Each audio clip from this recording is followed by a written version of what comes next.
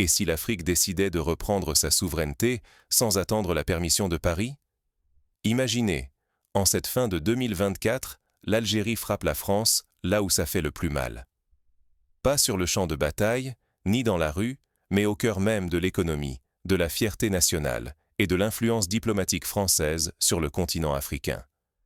Ce n'est ni une guerre, ni une manifestation.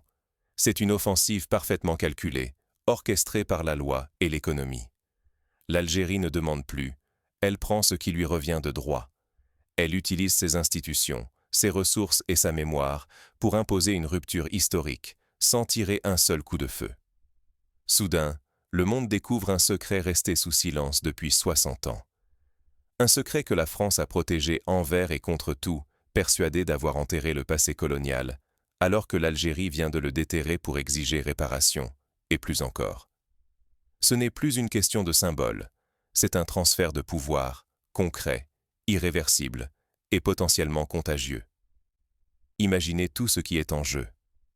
Si rien ne change, l'Afrique reste enfermée dans des modèles économiques dépassés, perd chaque année des générations de talents et voit ses richesses continuer de s'échapper. Mais si l'offensive algérienne réussit, c'est la fin programmée de la suprématie française sur tout le continent et un nouvel avenir qui s'ouvre pour l'Afrique francophone. Alors, comment l'Algérie a-t-elle orchestré cette rupture sans précédent? Et pourquoi le reste du continent observe, prêt à suivre le même chemin? Plongeons dans les premières étapes de cette offensive, là où tout a vraiment commencé, par un acte audacieux qui a pris la France totalement de court. Pourquoi la France a-t-elle cru que l'Afrique ne bougerait jamais? Peut-être parce que, depuis l'indépendance, elle a gardé la main sur tout. La langue, l'économie, les contrats énergétiques, l'imaginaire collectif. Pendant des décennies, Paris a assuré la continuité. Les élites parlent français, les grandes entreprises françaises raflent marchés et ressources, les films, les livres, la mode. Tout respire encore l'influence de l'ancien colonisateur. Ce système, surnommé France-Afrique, semblait inébranlable. Même quand, récemment, des pays du Sahel comme le Mali, le Niger ou le Burkina Faso ont commencé à chasser les troupes françaises, Paris pensait pouvoir contenir la vague. Pour l'Élysée, ces révoltes populaires étaient l'affaire de petits États instables, incapables de bouleverser l'ordre établi. Mais l'Algérie, ce n'est pas le Sahel. C'est un géant démographique, énergétique, stratégique. C'est aussi le pays qui, il y a plus de 60 ans, a arraché son indépendance au prix d'une guerre totale, gravant la mémoire coloniale dans chaque rue, chaque famille, chaque page d'histoire nationale. Quand l'Algérie s'est lancée dans la contestation, le choc fut total à Paris. La France réalisait soudain que ce n'était pas une simple crise isolée, mais une menace existentielle. Car jusqu'ici, la stratégie française en Afrique reposait sur deux certitudes: le maintien du français comme langue de pouvoir et la sécurité de ses intérêts économiques, surtout dans l'énergie. Contrats historiques, pipelines, concessions minières et exportations profitables. Tout était verrouillé. L'idée même qu'un pays comme l'Algérie puisse remettre en cause cet édifice semblait improbable, presque impensable. Pourtant, un vent nouveau souffle. L'offensive algérienne va bien au-delà de la rhétorique. Elle s'attaque à la racine, remettre en cause la suprématie culturelle, briser les chaînes économiques, écrire une autre histoire dans la loi et la mémoire collective. En ignorant ces signaux, on ne voit pas le raz-de-marée qui menace d'emporter tout un système de pouvoir en Afrique. Mais ce que l'Algérie a déclenché dépasse la simple symbolique. C'est une offensive méthodique, multidimensionnelle, qui va frapper la France là où elle s'y attend le moins. L'Algérie ne se contente plus de parler de souveraineté. Elle l'inscrit dans la loi, dans la langue et jusque dans chaque billet de banque. Ici, la rupture avec la France n'est plus un slogan, c'est une réalité palpable, méthodiquement orchestrée, qui bouleverse le cœur du système hérité du colonialisme. Première secousse, le pilier culturel. Le français disparaît progressivement de l'enseignement public. Les universités, les lycées, même l'administration, amorcent un virage spectaculaire vers l'anglais. Un choix audacieux qui symbolise l'ouverture vers le monde global, où Londres, New York, Pékin ou Dubaï deviennent de nouveaux pôles d'attraction. Cette transition n'est pas anodine. Là où le français incarnait le prestige postcolonial, l'anglais ouvre la porte à de nouveaux réseaux et fait entrer l'Algérie dans le grand marché mondial. Mais la stratégie algérienne frappe encore plus fort sur le front juridique. Votée à l'unanimité, une loi criminalise désormais l'apologie du colonialisme français. Il ne s'agit plus seulement de débats historiques. Glorifier le passé colonial, c'est désormais un délit, puni par des peines de prison et des amendes. L'histoire officielle s'écrit dans le marbre de la loi. Les massacres, la torture, la dépossession, tous les crimes de la période française sont ainsi reconnus et sanctuarisés, inversant le récit dominant depuis 60 ans. Côté économique, l'ultimatum est sans ambiguïté. Les grandes entreprises françaises doivent transférer leur siège social en Algérie, rendre publics leurs comptes, respecter le droit local ou quitter le pays. Total Énergie, Renault, les géants de la pharmacie ou des télécoms, tous se retrouvent face à un choix existentiel. Pour la première fois, Alger impose ses propres règles à des multinationales qui, depuis l'indépendance, opéraient sous la protection tacite de Paris. La rupture atteint son paroxysme dans l'énergie. Terminer les contrats léonins, hérités du passé. Désormais, le gaz et le pétrole algérien doivent être payés en dinars, non plus en euros ou en dollars. L'Algérie transforme ainsi sa mémoire en capital, monétise ses souffrances et fait peser la balance économique en sa faveur. C'est un renversement historique. L'ancienne colonie impose son tempo, sa monnaie, et place la France devant ses responsabilités. Ce n'est pas qu'une question de fierté nationale. Derrière ces mesures, tout l'avenir algérien se joue. Le risque de perdre des milliards d'investissements, de voir monter le chômage, mais aussi l'espoir d'une indépendance enfin réelle et de nouveaux partenaires venus d'Asie, d'Amérique ou du Golfe. L'Algérie joue gros, mais elle n'a jamais paru aussi déterminée à tourner la page du passé colonial. Mais l'onde de choc partie d'Alger ne s'arrête pas là.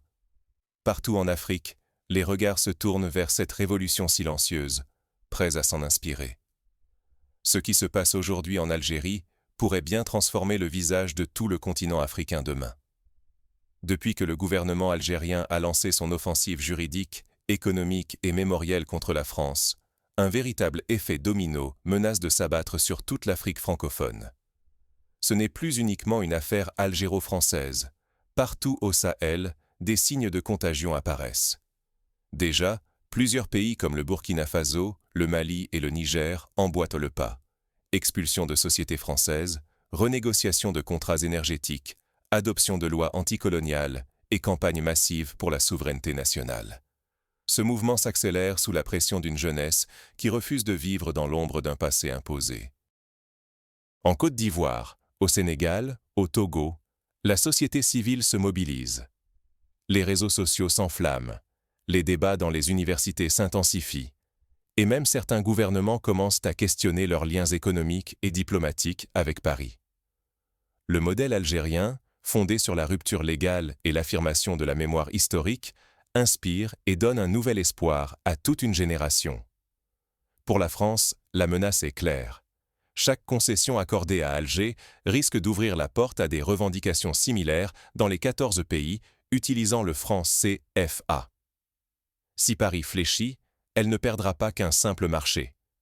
Elle risque de voir s'effondrer tout un système qui lui permettait d'exercer une influence stratégique, d'asseoir sa place à l'Organisation des Nations Unies et de préserver son statut de puissance mondiale. L'enjeu est colossal. Si la France cède, elle pourrait perdre des milliards d'euros de contrats, de ressources et de prestige chaque année. Si elle résiste, elle prend le risque d'alimenter la colère populaire sur le continent et de précipiter une rupture brutale, difficilement contrôlable. Mais ce n'est pas tout. Face à l'affaiblissement de l'axe Paris-Dakar ou Paris-Alger, de nouveaux acteurs se positionnent. La Chine, la Turquie, les pays du Golfe multiplient les offres d'investissement, les accords de défense, les partenariats éducatifs. Pour l'Afrique, cette crise offre l'opportunité inédite de diversifier ses alliances, de négocier de nouveaux équilibres et d'ouvrir la porte à un monde réellement multipolaire. Pour l'Algérie, pourtant, le pari reste risqué. Si son initiative échoue, elle risque l'isolement régional, des représailles économiques et la désillusion d'une population avide de changement. Mais si elle réussit, elle deviendra le modèle d'une nouvelle souveraineté africaine. La tension est à son comble. Les jeux d'influence s'accélèrent, les choix de chacun pèseront lourd sur l'avenir du continent. La France est face à un dilemme historique dont les conséquences pourraient se faire sentir pendant des décennies. Mais au-delà des grandes stratégies internationales, que signifie concrètement cette crise pour le quotidien des citoyens, des étudiants et des entrepreneurs africains? Regardons comment ces bouleversements pourraient changer la vie de chacun, dès aujourd'hui. Ce qui se joue ici, ce n'est pas seulement de la diplomatie. C'est la vie de millions de personnes qui basculent sous nos yeux. Pour chaque citoyen algérien, pour chaque Africain francophone, ces choix redessinent le quotidien. La transition vers l'anglais ne concerne pas que les écoles ou les universités. C'est l'ouverture à une nouvelle ère. Des portes s'ouvrent dans la tech, la recherche, les start-up, les marchés mondiaux. Soudain, une jeunesse qui se sentait confinée voit s'élargir l'horizon, accède à des opportunités hors de portée jusque-là. En mettant fin aux contrats opaques hérités de la colonisation, l'Algérie reprend la main sur ses richesses. Désormais, chaque dinar généré par l'énergie, les télécoms ou l'industrie peut réellement profiter à l'État. Ce sont des revenus réinvestis dans les écoles, les hôpitaux, les infrastructures. Ce qui hier disparaissait à Paris, demain pourra irriguer les villes et les villages du pays. La criminalisation de la nostalgie coloniale, elle, bouleverse l'espace public. En imposant le respect de la mémoire nationale, l'Algérie affirme son histoire. Elle refuse de laisser d'autres écrire le récit à sa place. Mais ce choix ne va pas sans débat. Certains y voient une menace pour la liberté d'expression, d'autres, un acte de souveraineté indispensable. Ce dilemme traverse les familles, les universités, les plateaux télévisés. Pourtant, chaque avancée porte ses risques. Désorganisation temporaire dans les administrations, tensions sociales, incompréhension. La rupture avec 60 ans de pratique ne se fait pas sans douleur. Il faut inventer de nouveaux outils, accompagner ceux qui sont perdus, éviter que la fracture ne devienne inguérissable. Ce qui est en jeu, c'est la voix de tout un peuple. Chaque Algérien, chaque Africain peut demain porter son histoire, ses ambitions, sur la scène mondiale. Mais si les réformes échouent, ce sont des années de progrès, des générations d'espoir, qui pourraient s'envoler. À l'heure de choisir son camp, le moment est venu d'agir. Pour l'Algérie, pour l'Afrique, la question n'est plus de savoir si le changement est possible, mais comment le réussir, et à quel prix. Reste à savoir comment ces choix radicaux seront accueillis, interprétés et suivis ailleurs en Afrique. Car le monde observe, et le domino pourrait bien tomber. La souveraineté ne s'obtient pas, elle se prend. Voilà la leçon algérienne, et c'est un avertissement adressé à toute l'Afrique francophone. 60 ans de passivité n'ont rien effacé.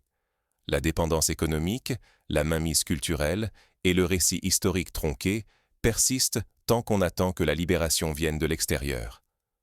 L'Algérie vient de prouver que la souveraineté n'est pas un cadeau.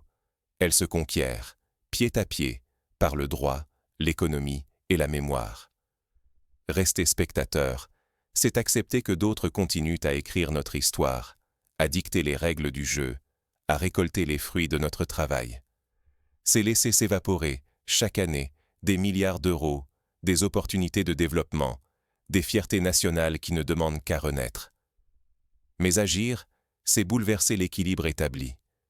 C'est forcer le respect là où il n'y avait que condescendance. C'est s'asseoir à la table des négociations, non plus en suppliant, mais en imposant ses conditions. L'Algérie a lancé un défi monumental à la France, mais, surtout, elle a lancé un signal d'alarme et d'espoir à tous les pays africains. Le changement ne viendra pas des anciennes puissances coloniales, il viendra de ceux qui osent dire non et bâtir leurs propres lois. Le choix est là, maintenant. Poursuivre la routine, ou décider que l'histoire s'écrira enfin depuis le continent, par ses propres mains. La contagion a déjà commencé, du Sahel au Maghreb, et chaque nation qui s'affirme renforce la vague. La passivité n'est plus une option. À chacun, aujourd'hui, de choisir. Accepter le statu quo ou s'engager dans la transformation. Le pouvoir n'appartient qu'à ceux qui osent le saisir. L'heure n'est plus à la critique de l'extérieur, mais à l'action concrète, locale, collective. La souveraineté se construit chaque jour, par des décisions difficiles, par des ruptures nécessaires, par un refus de céder à la peur ou au fatalisme. Le modèle algérien ouvre la voie, mais rien ne se fera sans celles et ceux qui osent franchir le pas. Et si demain, c'était votre pays qui décidait d'écrire le prochain chapitre?